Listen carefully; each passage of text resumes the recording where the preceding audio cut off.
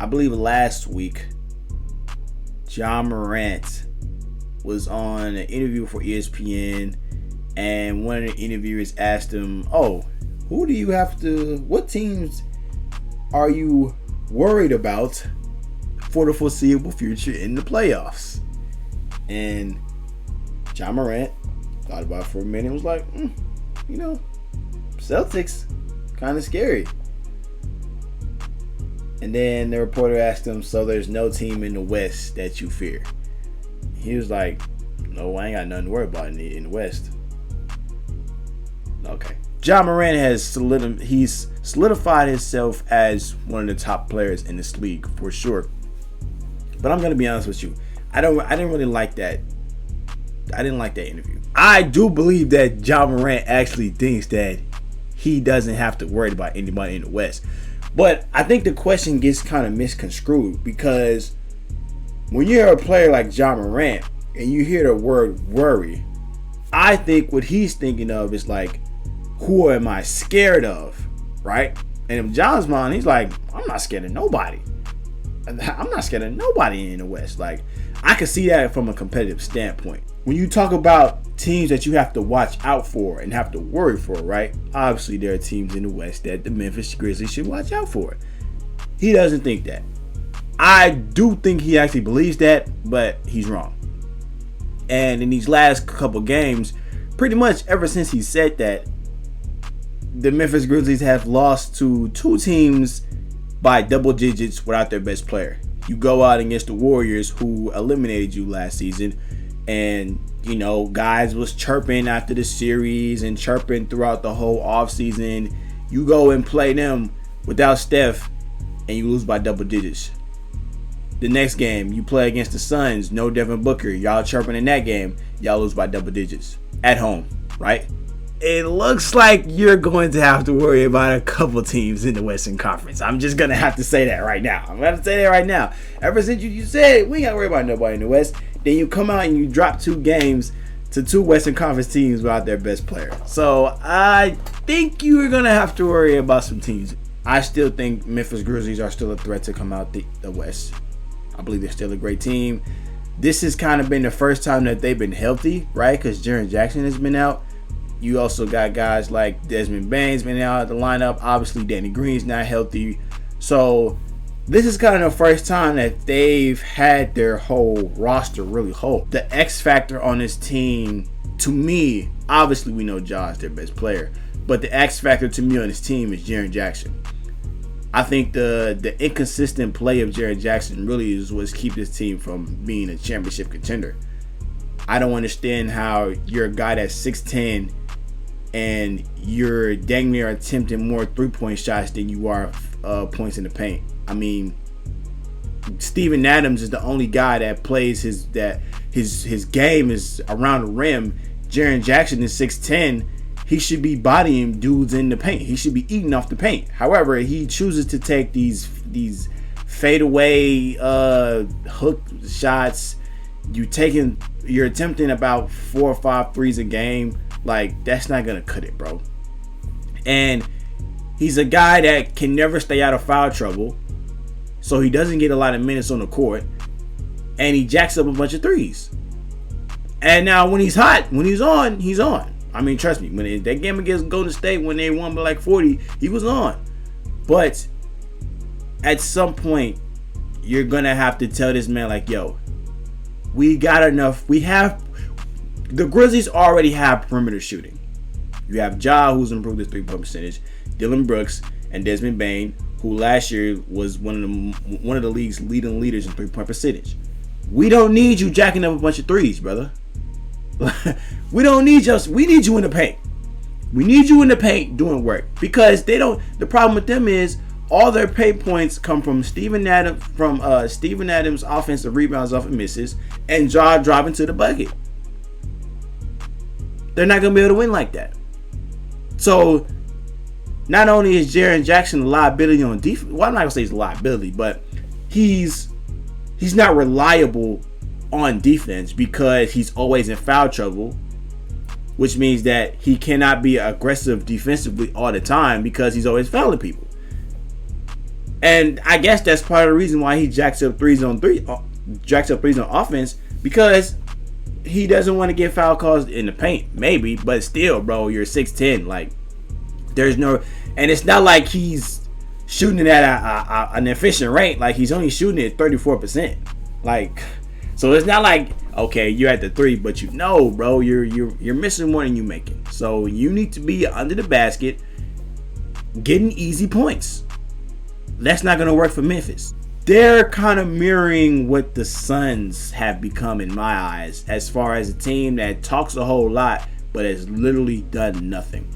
I heard Dylan Brooks in the offseason, or he either said in the offseason or during the season, talking about them building a dynasty. Like, what are you talking about? Like, there's no way that you could possibly talk about dynasties and you haven't even been to the Western Conference Finals yet. How can you say that? Y'all talking about this like it's easy or something. Like, y'all can't come up in here talking about dynasty talk. Like, bro, y'all just getting started. Put in the work. And Ja's kind of the pioneer of it too. Only as expected because he's the leader. But I hope that somehow, some way, the Memphis can stay humble, stay rooted in it, and come to realize, like, yo, we haven't done anything yet. Like, we've improved, yes, but we're now the hunted. Teams are coming after us now. So we need to take care of business, and we need to make deep playoff runs, get to the finals before we can talk anything about dynasty. Like, stuff like that is what gets you to the Suns level. The Suns are a bunch of front runners. They go around talking trash, talking down about everybody like they the Warriors. When in reality, they haven't got nothing done. Y'all went to the finals, was up 2-0, and y'all lost 4 straight games. Y'all won 2 games and lost 4 straight in the finals. You come back the next season with the most wins in the NBA. You go up against Luka, he packs you out of there. At home, game 7. Get him out. And y'all come in this next season, Mikal Bridges is throwing up 3 signs to the Warriors bench in Klay's face. You got Devin Booker talking trash to Klay Thompson. Like, bro, y'all haven't got nothing. Y'all walking around like y'all the Warriors. Y'all not the Warriors. Y'all the Charlotte Bobcats. Y'all haven't done nothing. Yeah, that was just my little off rant about the Suns. Y'all know I hate the Suns. But moving on. We're not moving on. Actually, Memphis. I think that they're all right. They're in a good position. Again, these last couple of games have been the only games that they've had with their full squad as far as their consistent starting 5. So I think we can give them a little bit of a pass from these last couple of games. But it's hard to give those passes when you talk like the way that Josh talking, and it's like, oh yeah, we're not worried about anybody in the West. And then go ahead and the next 2 games, you drop 2 games to 2 of the best teams in the Western Conference without their best player. So again, like, we can give them a pass, but it's like, bro, like, it's clear that you need to worry about teams in the West. So yeah, that's that. And I'm gonna say this, and I'm gonna say it once. Luka Doncic just put on the best televised performances by a single player we've ever seen in the NBA. Ever seen. We're talking about a stat line of 60, 21, and 11. At one point this season, he was the first player to average 34, 9, and 8. Nobody in NBA history had averaged that stat line. Ever. But the reason why I said that he put on one of the great performances, not only because of the stat line alone, but the circumstances in the game. Like, it's not like he dropped 60 and like the last 15 was just like, oh, okay, he's clearly like, he's stat padding right now. No, the Mavericks needed every single one of them 60 points he dropped. He had the shot to tie it, to send it into overtime when he missed it on purpose, got the rebound and put it back in. Then, of course, he scored some of the points in overtime as well. So it's not like he was stat padding. He was actually, all those points was needed. And I hear a lot of people say, oh, well, I mean, that's cool, but I mean, it's against the Knicks. I heard somebody say they're like, oh yeah, the Knicks had 2 players missing, and that's, I'm like, yo, Anybody that says that Luka's game wasn't impressive is just flat out not a fan of the game or is a complete hater. It's only them two. You just clearly are not a fan of watching basketball and watching something like that being displayed at the all-time greatest level, or you're just a hater of Luka. Because I don't care who's on the court. We praise Wilt Chamberlain for scoring 100 on who? Dudes be praising, and again, I think Wilt Chamberlain is deserving of the praise. That's 100 points. Like, that's 100 points. That's a lot of points. I give him credit for that. But dudes who have never seen that game, who have never seen Wilt or didn't witness Wilt score 100 points, will gladly and proudly talk about that as the greatest performance, and not even knowing who he played against or who he actually dropped 100 on. We saw Luka do what he did, and dudes are still finding a way to diminish it. So I don't care who was on the court. The fact that he dropped 60 points and 21 rebounds and still had 11 assists is out of this world. And it's honestly why he should be the leading MVP candidate. That's the MVP. And the thing is, it's not like he doesn't have to. No, that's what he has to do in order for the Mavericks to win. I think about when we talk about most valuable, right? Jokic is phenomenal. Jokic, to me, is the best big man in the NBA. Even though some of the stuff he might do might not be flashy, it might be a little boring, but it's clear Jokic is he's the best big man in the NBA because he does everything. Now, obviously, on the defensive end, he could be a pain in the what in the defensive end, but offensively, there's nothing he can't do. That's not a shot he can't make, not a pass he can't make. Like, he can do everything. But when you think about the Nuggets, how the Nuggets are built, the last 2 seasons, Jokic had to put up those incredible numbers because he had guys that were out. Now with Michael Porter Jr. and Jamal Murray back, and the additions that they made, Jokic doesn't have to go out and average a triple-double. He doesn't have to go out and put up these numbers because he's got his squad back. Jamal Murray is going to pick up some of the slack. Michael Porter Jr. is going to do some as well. And then also the addition of Aaron Gordon has been great as well. So it doesn't hurt Denver if Jokic is not on.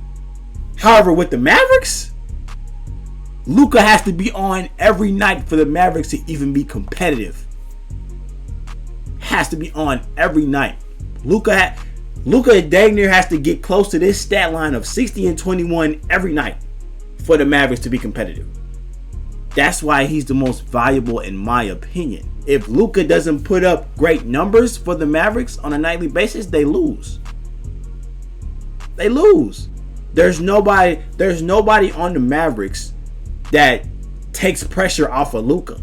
Like Luka, like he's doing all this while teams' defensive game plan is to double and get the ball out of his hands. Like, I don't understand what's the debate anymore. Now, like I said, Jokic is playing incredible basketball right now.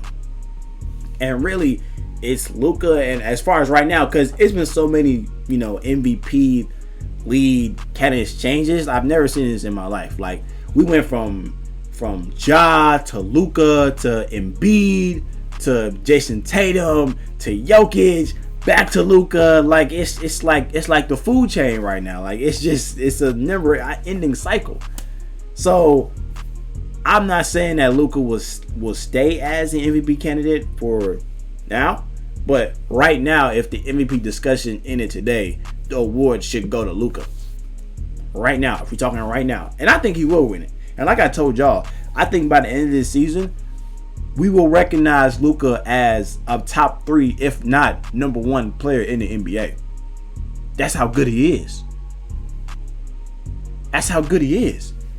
And if his team is able to make a deep playoff run like they did last year, maybe get to the finals somehow, some way, I think we have to look at Luka as the top player in the NBA. If we're talking MVP, and if we're talking the performance he had the other night, is in my opinion the greatest individual performance from a basketball player ever televised.